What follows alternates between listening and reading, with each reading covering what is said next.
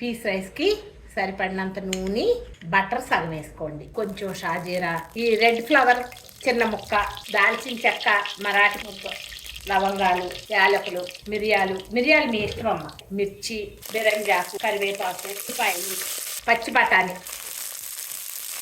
రైస్కి సరిపడా ఒక గుక్కెడు పుదీనా, కొంచెం కొత్తిమీర వేసి కలపండి. తొందరగా మగ్గుతం కోసం ఉప్పు వేద్దాం. ఒకసారి కలిపి పచ్చివాసన పోయేటట్టు వేయించుదాం. అల్లం వెల్లుల్లిపాయ పేస్ట్ కూడా వేసేయండి.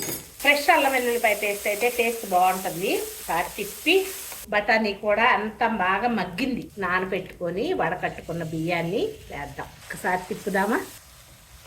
వేగింది కదా. 1కి 1.5 చొప్పున ఈ కొలతలతో కాసిన నీళ్లు పోసేయండి. మీ టేస్ట్కి సరిపడా ఉప్పు చూసుకోండి. కొంచెం బటర్ వేసేద్దాం. 4 రెబ్బలు కుంకుమ పువ్వు వేసేయండి.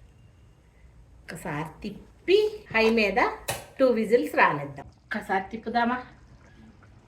చూడండి, కుంకుమ పువ్వు వేస్తే ఆ కలరు అలా వస్తుంది. అక్కడక్కడ నిండు ఆరెంజ్ కలర్లో టేస్ట్ బాగుంటుంది. ఒకసారి మీరు కూడా ట్రై చేసి చూడండి.